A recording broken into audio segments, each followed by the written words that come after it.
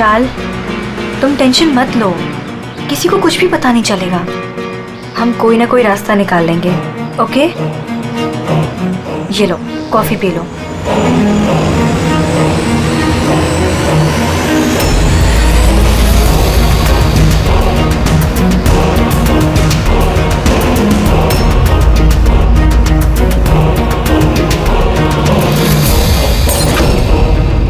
Vishal, Preeti, are you okay? Pratibha,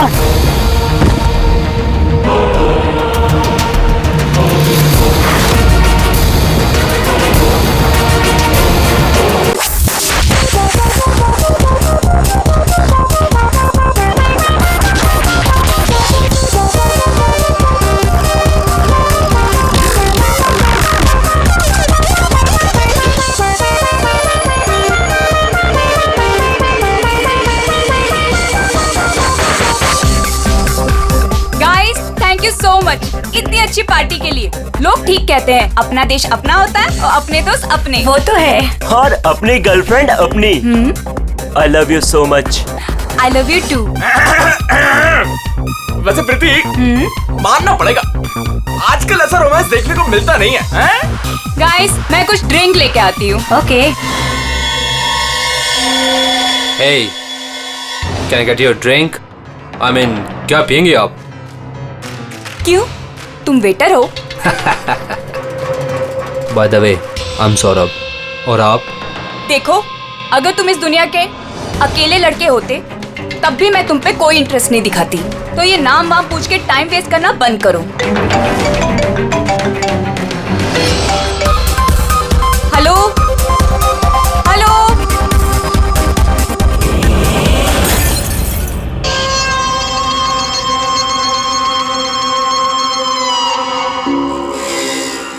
hello?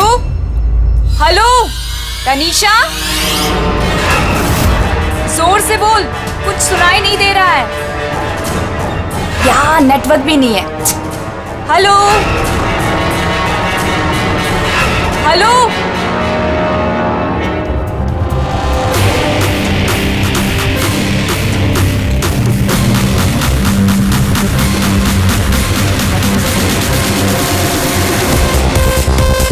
Can you hear me? Tanisha? Network कैसे चला गया?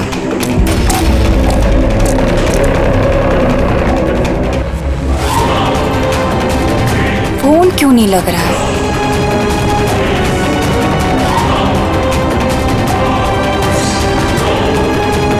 Hello Ayesha, Ayesha तुम्हें मेरी आवाज आ रही है?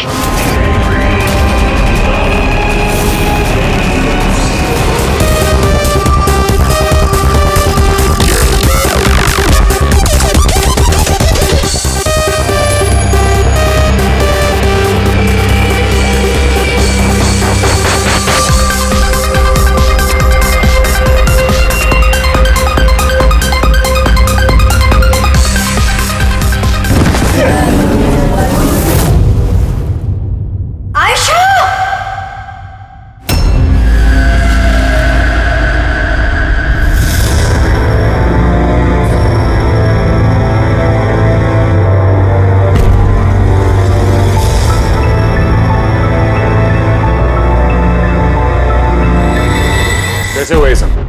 हाँ? पता नहीं सर ये सब कैसे हुआ। एक कॉल अटेंड करने के लिए बाहर गई और जब वापस आई तो ये सब। तुम्हारे अलावा और कौन कौन दोस्त है आयशा के यहाँ पे? सर ये प्रीति और ये विशाल है सर, आयशा का बॉयफ्रेंड। देख के लगता है कि आयशा का किसी के साथ हाथापाई तो नहीं हुई है। ये फोन रिसीव करने के लिए बाहर गई और वहाँ पहले से खूनी इसका इंतजार कर रहा होगा। मतलब सर ये खूनी ने सब प्लानिंग करके किया? नहीं पंकज, ये प्लान मर्डर तो नहीं लगता, क्योंकि अगर प्लान किया होता तो उसने किसी और हथियार का इस्तेमाल किया होता, ना कि कांच का। मतलब अचानक यहाँ पे कोई गुस्सा हो गया होगा आयशा पे और मार दिया होगा। लगता तो कुछ ऐसे ही है फ्रेडी। आयशा का यहाँ पे किसी के साथ कोई झगड़ा वगैरह हुआ था? कोई कहा सुनी? हाँ? ऐसे चुप रहने से काम नहीं चलेगा। ये सीसीटीवी कैमरा है, फुटेज देखेंगे तो पता चल ही जाएगा। सॉरी सर, सीसीटीवी कैमरे काम नहीं कर रहे हैं। व्हाट? सीसीटीवी काम नहीं कर रहा? इतनी लापरवाही? सर वो कल आखिरी गाने के दौरान धुएं की वजह से शायद टेक्निकल एरर आ गया है। मैं जल्दी ठीक करवा लूंगा। ठीक कराओगे जब तुम्हारा ये क्लब वापस खुलेगा। जब तक ये केस सॉल्व नहीं होता तुम्हारा क्लब बंद। सर मुझे लगता है ये खून सौरभ ने किया है। आमिर बाप की बिगड़ी औलाद है। Hey, can I get you a drink? I mean, क्या पियेंगे आप? क्यों? तुम वेटर हो? By the way, I'm Saurabh. और आप? देखो, अगर तुम इस दुनिया के अकेले लड़के होते तब भी मैं तुम पे कोई इंटरेस्ट नहीं दिखाती। तो ये नाम वाम पूछ के टाइम वेस्ट करना बंद करो।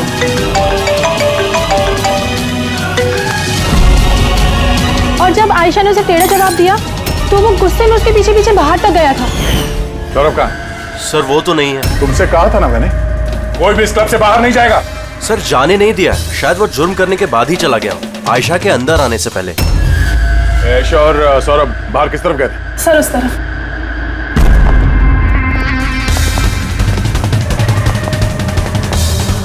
सर खून का निशान। तो यहां से आयशा अंदर गई थी। आगे देखते हैं। सर ये यहां भी खून के धब्बे हैं सर। पंकज, नो नो, इतना सारा खून और ये कांच के टुकड़े। लगता है आयशा पे हमला यहीं हुआ है।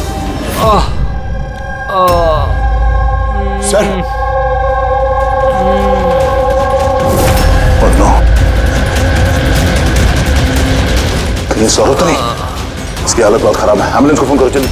इस क्लब में इतने सारे लोगों के बीच एक लड़की का खून हो जाता है। बाउंसर्स का अता पता नहीं, सीसीटीवी कैमरा है पर काम नहीं कर रहा। और तो और यहाँ पे किसी ने कुछ होते हुए देखा नहीं है ना। कमाल की बात। आयशा मुझे छोड़कर नहीं जा सकती, हमें आना ही नहीं चाहिए था। विशाल प्लीज अपने आप को दोष मत दो। प्लीज संभालो अपने आप को। आपकी सहेली का यहाँ खून हुआ है और आपका ये रवैया है। अब तक यहाँ जो कुछ भी हुआ है उससे ये लगता है कि खूनी यहाँ पर आयशा को मारने के इरादे से तो नहीं आया था, तैयारी के साथ नहीं आया था। यहाँ इस क्लब में कुछ ऐसा हुआ जिसकी वजह से वो गुस्सा हो गया और उसने आयशा का खून कर दिया और साथ में सौरभ पे भी हमला किया। मुझे लगता है कि वो खूनी आप सब में से कोई एक है। रेडी पंकज, यहाँ जितने हैं सबके डिटेल्स ले लो। माफ कीजिएगा रायमा जी, मैंने अपनी तरफ से बहुत कोशिश की, लेकिन अब मैं आपकी और ज्यादा मदद नहीं कर पाऊंगा। इट्स ओके डॉक्टर, आपसे जो कुछ भी बन पड़ता था आपने सब कुछ किया।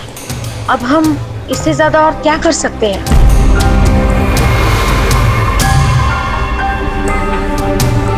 What happened, doctor? आप ठीक है ना? Yeah, I'm fine. Uneasy feel हो रहा है। Excuse me. कहाँ जा रहे हैं आप? मैं जरा वॉशरूम होकर आता हूँ। तनिषा, आयशा की मौत से पहले तुम्हारी उसके साथ फोन पर बात हुई है ना? तो क्या उस फोन कॉल के बारे में हमें कुछ डिटेल में बता सकती हो? सर डिस्को में म्यूजिक लाउड होने की वजह से ना मैं ज्यादा कुछ सुन नहीं पाई। हाँ, पर उसको ये कहते हुए सुना। क्या हो रहा है, बता क्यों नहीं रहे हो? दर्द हो रहा है क्या? डॉक्टर के पास लेके जाओ। ये क्या कर रहे हो तुम? मतलब आयशा ये सब उस खूनी से कह रही थी? सर उससे भी ज्यादा हैरानी की बात तो ये है कि आयशा का खूनी उसे कह रहा था वहां से भागने के लिए। बड़ी अजीब बात है। खूनी आयशा को भागने के लिए कहता है और आयशा को खूनी की चिंता है। तनिषा एक बात बताओ, क्या उस आवाज को पहचान सकोगी जिससे आयशा बात कर रही थी? नहीं सर। सर लेकिन अगर खूनी को आयशा की इतनी चिंता है तो फिर उसने उसे मारा क्यों? वही तो, खूनी को विक्टिम की चिंता है और विक्टिम को खूनी की चिंता।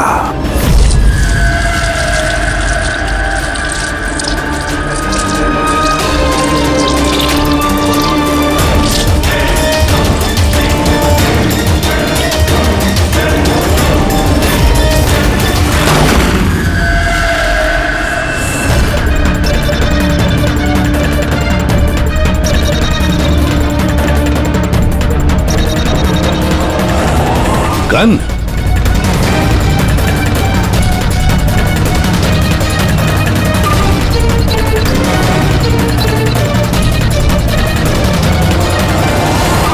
सर, इसके सर पे जो गोली लगी है उसके अलावा इसके पूरे शरीर पे कहीं भी चोट के कोई निशान नहीं है। ऐसा लगता है कि खूनी अचानक यहाँ पे आके इन पे गोली चला दी। ऐसे हुआ होगा। ये देखो, यहाँ भी खून है। एक बात समझ में नहीं आ रही सर, खूनी गन यहाँ छोड़ के क्यों गया? वो तो अपने साथ लेके भी जा सकता था गन को। वही तो बड़ी अजीब बात है कि खूनी ये गन यहाँ क्राइम सीन पर छोड़कर क्यों गया?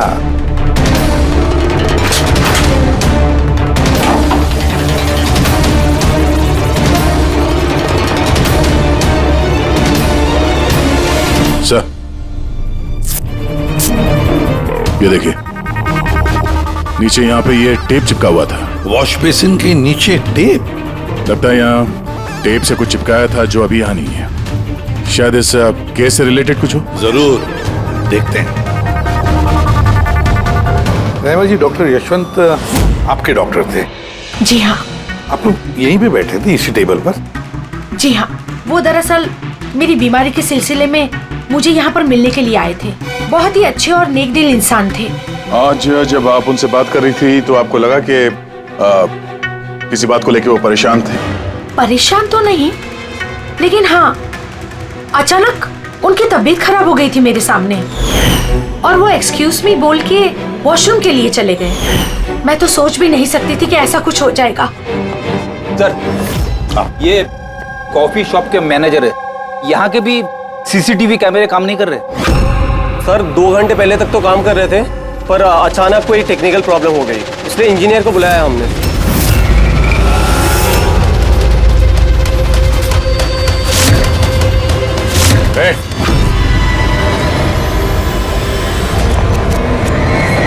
रुको जरा यहाँ ना। हेलो सर, कैसे हो आप? मेरा हालचाल छोड़ो, अपने सुनाओ। तुम दोनों यहाँ क्या कर रहे हो? वो ऐसे ही टहलने आए थे। कॉफी शॉप में टहलने आए थे? कल रात तुम्हारी सहेली का खून हो गया। तुम्हारा दूसरा दोस्त रो रो के उसका बुरा हाल है, और तुम दोनों यहाँ कॉफी शॉप में टहलने आए। तो यहाँ पर भी एक खून हो गया। ये कैसा संयोग है, हैं? सच में संजोगी है सर, क्योंकि हम तो जानते भी नहीं कि डॉक्टर यशवंत है कौन। हेलो, ले आओ उसे ब्यूरो में। Okay ji, okay, thank you very much. पता है पंकज, बहुत सारे लोग थे डिस्को में जब आयशा का खून हुआ, और एक एक का फोन ट्रैक करना कि मर्डर के वक्त आयशा और यशवंत के पास तो नहीं था कोई। ये मेरी तो आंखें दर्द करने लगी है।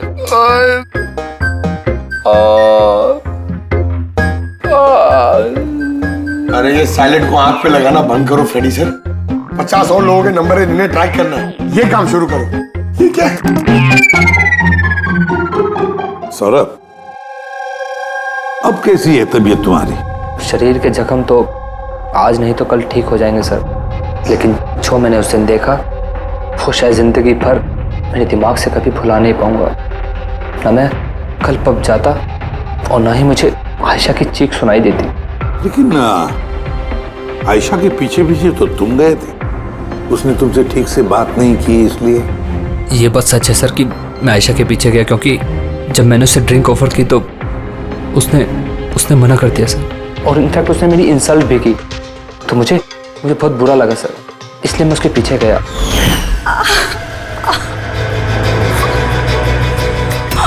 बाय गॉड, किसने किया ये सब? चलो तुमको हॉस्पिटल लेके चलता हूँ। हे रुक,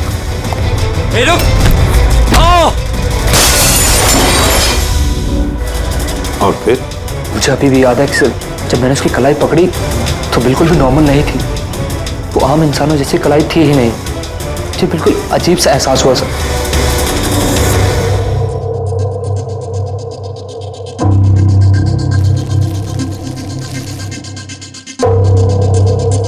तो आप कह रहे हैं डॉक्टर साहब कि इस गन पे कुछ चिपचिपा सा लगा हुआ है? हाँ, और वो चिपचिपी चीज रबर टाइप की है, वो जैसे सेलो टेप में होता है ना वैसा। Cello tape gun? ओह, तो खूनी ने पहले से गन वहां वॉश बेसिन के नीचे छुपा के रखी थी। तो ये मर्डर एक प्लान्ड मर्डर था। हाँ, लेकिन ये गन जिससे यशवंत का खून हुआ है और ये कांच जिससे आयशा का खून हुआ है, इन दोनों पे भी कोई भी उंगलियों के निशान नहीं मिले। लेकिन भाई, इस कांच के टुकड़े पर एक खास तरीके की कुछ केमिकल लगा हुआ है, जैसे कि वो प्लास्टिक केमिकल। अब ये इस पर क्यों लगा हुआ था, इसका क्या इस्तेमाल है, ये पता लगाना भी बाकी है। लेकिन यही केमिकल इस गन पर भी लगा हुआ है, दोनों पर। डॉक्टर साहब, आप तो कह रहे थे कि इस गन पे वो सेलो टेप का गम लगा हुआ था। वो तो है ही, उसके अलावा ये भी है। उसके अलावा ये केमिकल भी है? यानी ये दोनों मर्डर, इनका आपस में कोई ना कोई कनेक्शन जरूर है। और जुबिन का और प्रीति का दोनों क्राइम सीन पे होना कोई सहयोग नहीं था। बिल्कुल, तुम बिल्कुल ठीक कह रहे हो। और तुम्हारी बात ये एक और चीज प्रूव करती है। इन दोनों की लाशों पर मुझे एक जैसे फेरोमोन्स मिले। फेरोमोन्स यानी वो केमिकल जिनसे खुशबू आती है? हाँ, यशवंत और आयशा, इन दोनों की लाशों पर एक जैसी खुशबू। इसका मतलब बात साफ है, या तो दोनों एक जैसा परफ्यूम लगाते थे या फिर दोनों का खूनी एक ही था। जनरली एक औरत लेडीज परफ्यूम लगाती है और एक आदमी जेंट्स परफ्यूम। अब ये दोनों एक ही तरह का परफ्यूम लगाए, चांस थोड़ा कम है। यानी इन दोनों का खूनी तो एक ही है।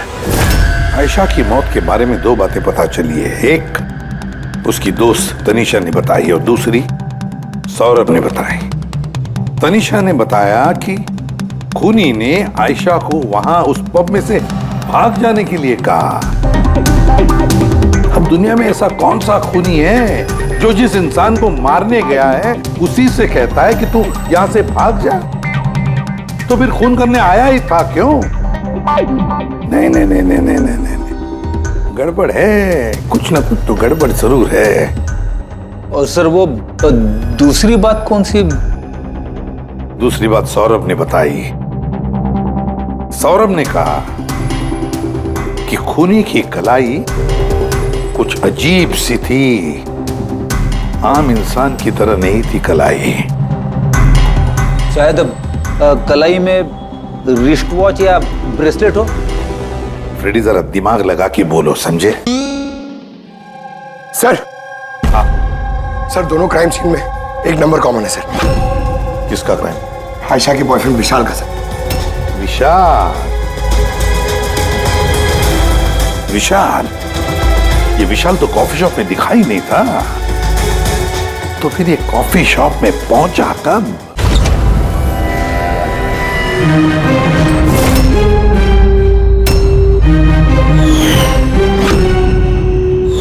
रहमा जी, आप और यहाँ? अब सर, ये मेरा ही घर है, लेकिन आप लोग यहाँ पर कैसे? डॉक्टर यशवंत के खूनी के बारे में कुछ पता चला?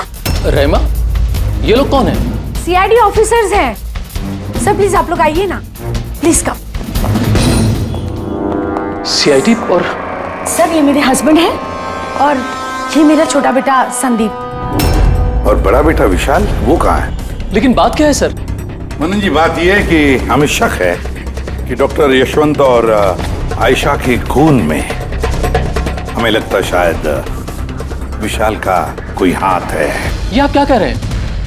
आरोप साबित नहीं हो पाया, किसी को पकड़ नहीं पाया, तो किसी को भी फंसा देंगे आप?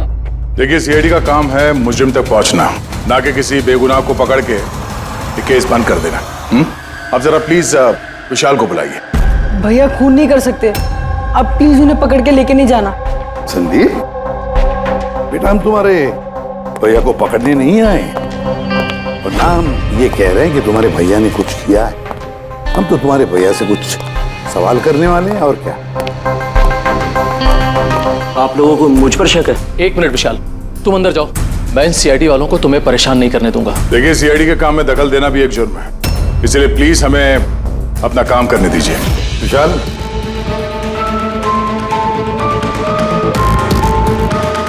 डॉक्टर यशवंत की मौत हुई थी कैफे में और तुम उस वक्त उस कैफे में थे। क्यों, किस लिए गए थे तुम? सर, मैं तो वहां पर जुबैन और प्रीति से मिलने गया था। मुझे नहीं पता था कि यशवंत अंकल वहां पर मम्मी से मिलने आने वाले हैं। आयशा के साथ तुम्हारी अनबन चल रही थी ना? मुझे बहुत बड़ा सदमा लगा है उसकी मौत का। पता नहीं उसके बिना मेरी लाइफ अब कैसे कटेगी।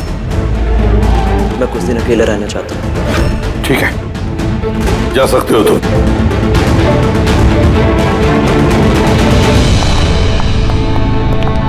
अरे, आप लोग फिर से यहाँ पे भी?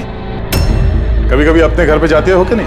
हमेशा विशाल के आसपास ही नजर आते हैं। नहीं सर, ऐसी कोई बात नहीं है। एक्चुअली बहुत उदास है ना आजकल, तो हमने सोचा कि उसके साथ ही रहें। बहुत जिगरी दोस्ती है, हाँ? जुबीन, प्रीति, विशाल, कड़ी नजर रखनी पड़ेगी इन तीनों पर।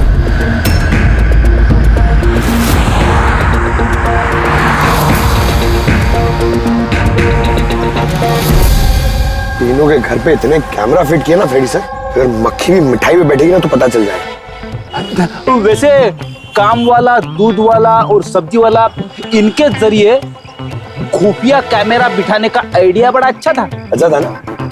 मेरा नहीं था, दया सर का था। अच्छा? हाँ, और उन्होंने हम दोनों को यहाँ बैठा दिया ताकि हम यहाँ का सीसीटीवी फुटेज रिकॉर्ड करें।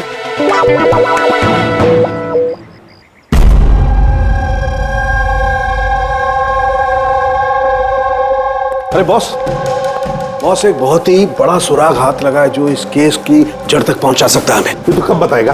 अरे बता रहा हूं ना। तो फिर बताना जल्दी यार। अरे यार, सांस तो लेने दो। तुम्हें याद है वो टूटे हुए ग्लास पर और गन पर मुझे वो प्लास्टिक केमिकल मिला था? हाँ सर, क्या है वो केमिकल? वो है ग्राफीन, जो नकली चमड़ी, आर्टिफिशियल स्किन बनाने के काम में आता है। Artificial skin? हाँ, prosthetic skin. Prosthetic skin, prosthetic. Daya, याद है सौरभ ने क्या बताया था कि खूनी के हाथ में उसने कुछ अजीब सा देखा था। Prosthetic skin, prosthetic arm. तो ये खून किसी रोबोट के जरिए तो नहीं हो रहे? ऐसा खूनी का यूं मदद मांगना, कैसा तो नहीं कि ये खून अनइंटेंशनली हो रहे हैं बिना चाहे? नहीं दया, बिना चाहे खून कैसे हो सकता है? रही बात इस रोबोटिक आर्म की, ये रोबोटिक आर्म तो किसी के इशारे पर ही चलेगी ना। क्या सालुके, ऐसा कोई आदमी है जो इस रोबोटिक्स में प्रोस्थेटिक आर्म बोल, रोबोटिक आर्म बोल, पूरे रोबोट के बारे में अच्छी तरह से जानकारी रखता है? हाँ, है ना डॉक्टर जैस्मीन। मिलते हैं इस डॉक्टर जैस्मीन से।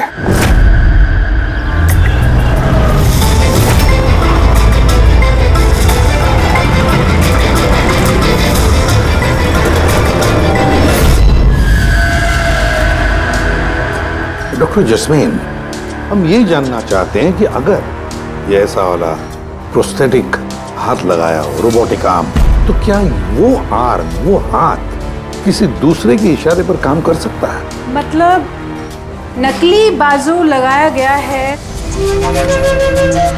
ए को, लेकिन इस बाजू से क्या काम करवाना है इसका कंट्रोल ए के पास नहीं बल्कि बी के पास है।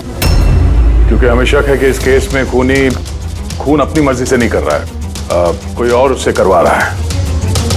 सर, ये सुनने में जितना मुश्किल है दरअसल नामुमकिन नहीं है। जैनिश, जरा दामिनी को अंदर भेजो। हाँ, वही मरीज जिसका कल टेस्ट हुआ था। मरीज?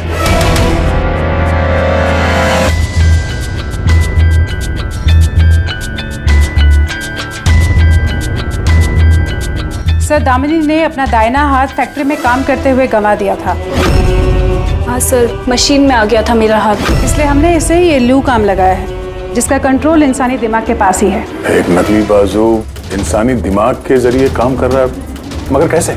सर, साइंस ने बहुत तरक्की कर ली है। ये योला यानी लूक आर्म अपने आप में एक नया और पहला आविष्कार है। मान लीजिए इसमें एक चिप है, या यूँ कहिए इसमें एक सॉफ्टवेयर है जो इंसान के दिमाग की फ्रीक्वेंसी को पकड़कर ठीक वैसे ही काम करता है जैसे एक नॉर्मल ह्यूमन बीइंग का हैंड उठना, बैठना, चलना, ये सभी कमांड्स को समझता है। ग्रेट। साइंस ने वाकई बहुत तरक्की की है। वाकई रोबोटिक आर्म।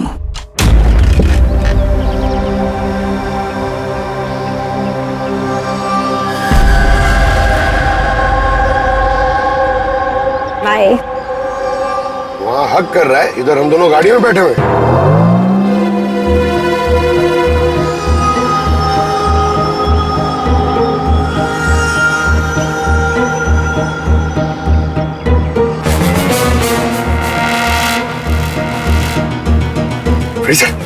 ये विशाल तो प्रीति के घर जा रहा है।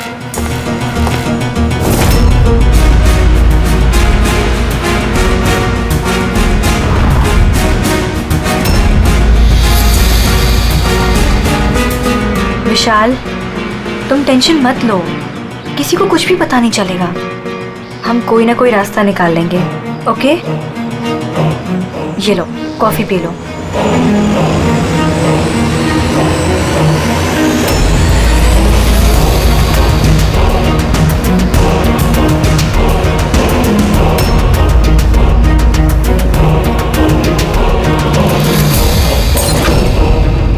विशाल, Preeti, are you okay? Preeti बाहर।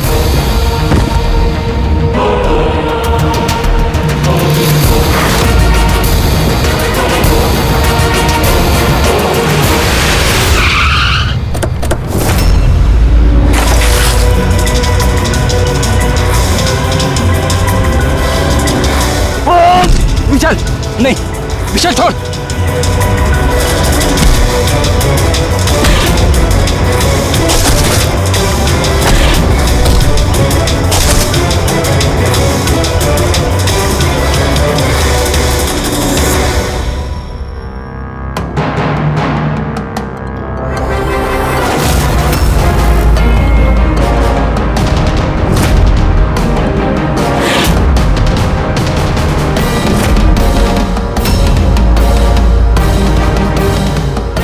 मैं मानता हूँ आयशा और डॉक्टर यशवंत का खून मेरे ही हाथ से हुआ था। तुम यहाँ क्या कर रहे हो? क्या हुआ? क्या हो रहा है ये? मुझे नहीं पता क्या हो रहा है मेरे हाथ को। कुछ प्रॉब्लम? क्या हो रहा है बता क्यों नहीं रहे हो? डॉक्टर के पास लेके जाओ। ये क्या कर रहे हो? ये क्या कर रहे हो? आयशा भागो यहाँ से, भागो! मैं बोलता हूँ ना भागो! आयशा!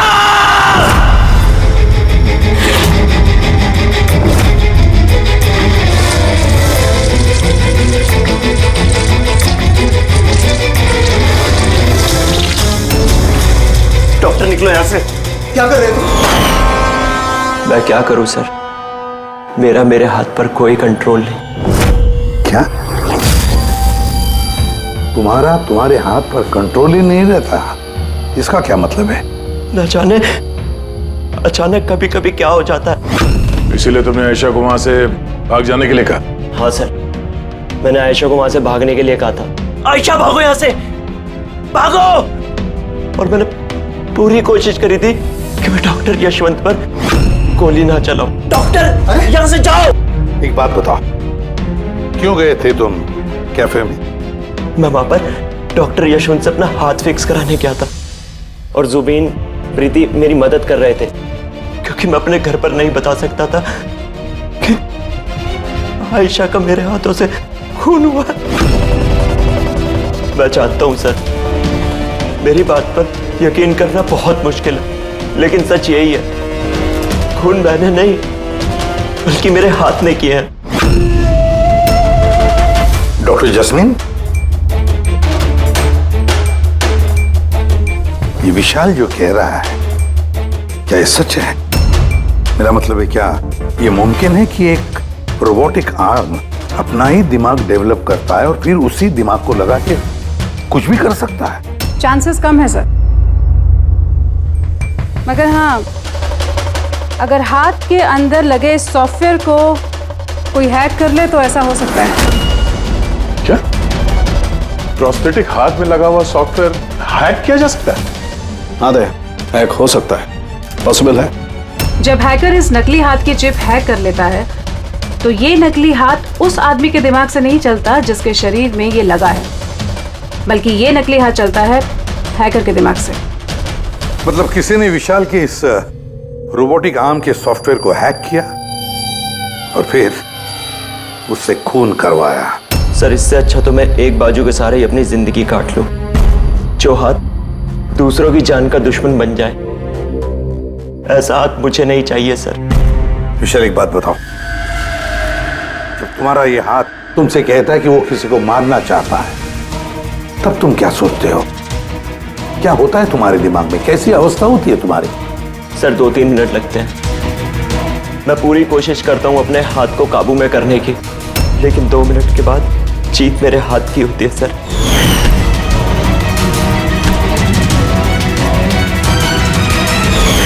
चिंता मत करो, अब हम तुम्हारे इस रोबोटिक आर्म के अंदर एक ट्रांसमीटर फिट करेंगे, जिससे हमें पता चलेगा कि वो किसी को मारना चाहता है या फिर किसी और से उसे इशारा मिल रहा है कि जाकर खून करो।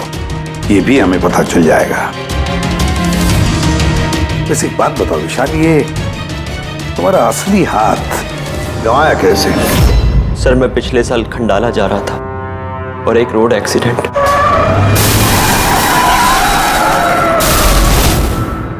बस। जिंदगी में हमें कई बार इम्तिहान देना पड़ता है। सर मेरे इम्तिहान तो खत्म होने का नाम ही नहीं ले रहे हैं। जब नकली हाथ के साथ जिंदगी जीने की आदत डाली तो उसी नकली हाथ ने मेरी जिंदगी बर्बाद कर दी। विशाल, तुमसे वादा करता हूं कि ना तुम्हें एक हाथ के साथ जिंदगी गुजारनी पड़ेगी और ना ही वो असली मुजरिम आजाद घूम पाएगा।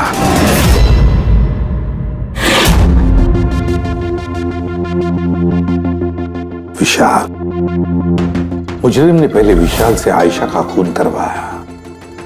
आयशा जिससे विशाल बेहद प्यार करता था। फिर खून करवाया डॉक्टर यशवंत का, जो विशाल की मदद करते थे। और फिर जान लेनी चाहिए प्रीति की, जो विशाल की दोस्त थी। सारे के सारे विशाल के शुभचिंतक, सारे के सारे विशाल के आसपास वाले, सब के सब विशाल के करीबी। तो फिर ये मुजरिम कौन हो सकता है? कौन हो सकता है ये मुजरिम? ये भी तो कोई करीबी हो सकता है, विशाल का करीबी। पंकज, विशाल के एक्सीडेंट के सारे डिटेल चाहिए मुझे, सारे के सारे। हेलो सर, मैं जसपाल, कंप्यूटर एक्सपर्ट। जी। कंप्यूटर हैकिंग जानते हो?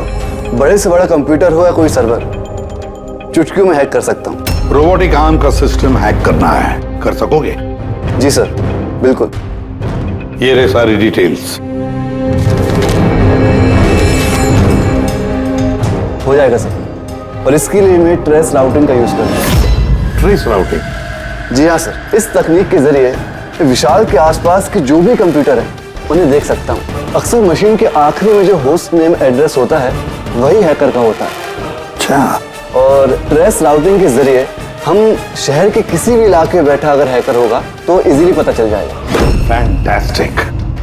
अब जिस किसी ने भी विशाल के रोबोटिक आर्म का सिस्टम हैक किया, अब हम उसके सिस्टम को हैक करेंगे।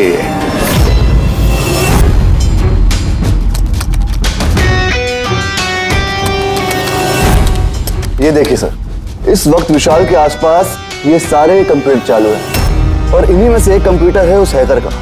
बस एक बार पता चल जाए वो कंप्यूटर कौन सा है, फिर हमारा काम आसान हो जाएगा।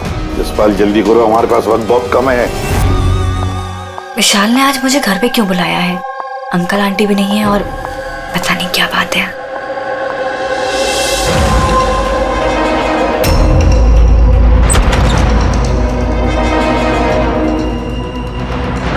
विशाल, विशाल। प्रीति, यार तुम जानते हो तुम्हें मुझसे खतरा है, उसके बाद भी तुम यहाँ पे दोबारा आ गई। विशाल, तुमने तो मुझे फोन करके यहाँ बुलाया। मैंने? हाँ। मैंने कब बुलाया? तुमने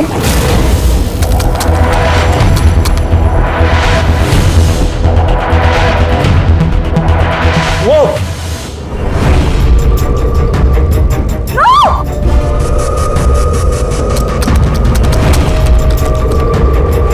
भागो यहाँ से।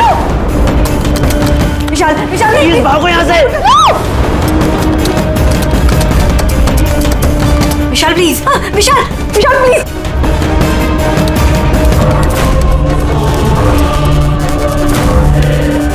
यस सर, उस हैकर की लोकेशन मिल गई है।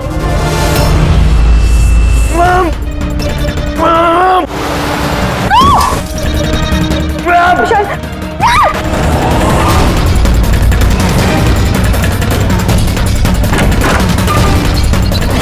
सर आप यहाँ पे। विशाल प्लीज।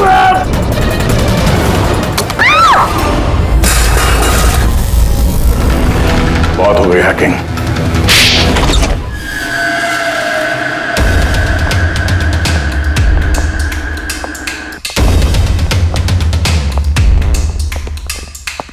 फिर आ गए आप लोग। अब ये मत कहिएगा कि आप विशाल को पकड़ने के लिए आए। जी नहीं, हम विशाल को पकड़ने नहीं आए, खूनी को पकड़ने के लिए, जो इस वक्त यहां पर मौजूद है। खूनी और यहां पर क्या कह रहे हैं आप? अब अपना झूठा इल्जाम आप किसके ऊपर लगाने आए हैं? मनन जी, पिछले साल एक गाड़ी का एक्सीडेंट हुआ था कंडाला में। 3 लोग थे उस गाड़ी में। 22 साल का लड़का विशाल, 15 साल का बच्चा संदीप और 9 साल की छोटी बच्ची सोनिया। गाड़ी विशाल चला रहा था। कार का एक्सीडेंट बहुत बुरा था। बच्ची सोनिया की जगह पे मौत हो गई और संदीप पैरालाइज हो गया। ये अभी चल नहीं सकता। ये सब आपको कैसे पता चला अंकल? इस एक्सीडेंट में सबसे कम चोट लगी विशाल को। हालांकि जो चोट लगी वो कम नहीं, विशाल को अपना हाथ गंवाना पड़ा। वैसे विशाल आपका सौतेला बेटा है ना? सर विशाल मेरे लिए सके से भी बढ़कर है। सर आई रिक्वेस्ट यू, आप विशाल के लिए सौतेला शब्द यूज मत कीजिए सर। आई एम सॉरी मनन जी। काश सभी माता पिता आप जैसा विचार करते हैं। काश रहमा जी ऐसा विचार करती है ना रहमा जी? वैसे आपके मन में बहुत गुस्सा है ना विशाल के लिए, क्योंकि विशाल की वजह से आपको अपनी सगी बेटी गंवानी पड़ी और आपका सगा बेटा जिंदगी भर चल फिर नहीं सकता। आप क्या कहना चाहते हैं? हम क्या कहना चाहते हैं वो अभी पता चल जाएगा। पंकज,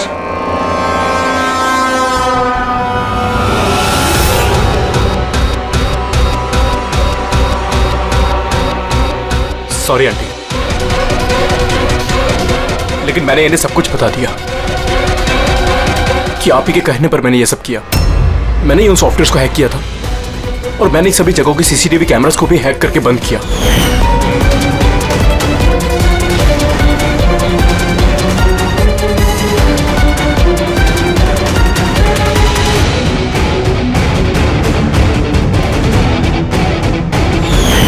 विशाल से बदला लेने के लिए पहले उसकी गर्लफ्रेंड को मारा, उसके बाद उस डॉक्टर को जो विशाल की मदद कर सकता था, उसके बाद प्रीति पर हमला। ये सब करने के लिए मुझे आंटी ने ढेर सारे पैसे दिए थे। सुबीन, तुम इतना गिर जाओगे मैंने कभी नहीं सोचा था। चलिए, सच्चाई अब आप सबके सामने आ ही गई है, तो मैं आप सबको यह भी बता दूं कि मैं तुम्हें मारने के बाद खुद मनन को भी मारने वाली थी, क्योंकि जिस तरह से मेरे अपनों ने चोट खाई है, मैं भी चाहती थी कि विशाल भी उसी दर्द से गुजरे, उसे भी उतनी ही तकलीफ हो। वो एक्सीडेंट था, एक गलती। गलती? तुम्हारी एक गलती की वजह से मेरी पूरी जिंदगी में अंधेरा छा गया। तुमने लापरवाही से गाड़ी चलाई और सजा किसको मिली? मुझे और मेरे बच्चों को। मम्मी, मैंने हमेशा तुम्हें मां नहीं भगवान समझा। अगर ये सब करके तुम्हें सुकून मिल रहा था तो मुझसे एक बार कहा तो होता, मैं अपनी जान दे देता। मुझे तुम्हारी जान नहीं चाहिए थी। मैं तो तुम्हें जीते जी दुख भरी जिंदगी देना चाहती थी। और आप सब मुझे दोष नहीं दे सकते, क्योंकि मैंने जो कुछ भी किया वो मैंने ममता के लिए किया। राइमा जी, मां इतना हल्का शब्द नहीं जो किसी औरत को मुजरिम बना दे। अरे मां तो वो होती है जो सिर्फ अपने ही नहीं, दूसरों के बच्चों को ममता, प्यार और स्नेह से देखती है। विशाल भले तुम्हारा सगा बेटा नहीं था, लेकिन बेटा तो था ना, वो तुम्हारे परिवार का हिस्सा था। वो कोई मां अपने बेटे से बदला कैसा ले सकती है? हाँ? वो भी इस तरह का बदला। दो लोगों को जाने गंवाई पड़ी। नहीं राइमा जी, बहुत गलत किया तुमने, बहुत गलत। कानून तुम्हें कभी माफ नहीं करेगा, कभी माफ नहीं करेगा। कड़ी से कड़ी सजा होगी तुम्हें।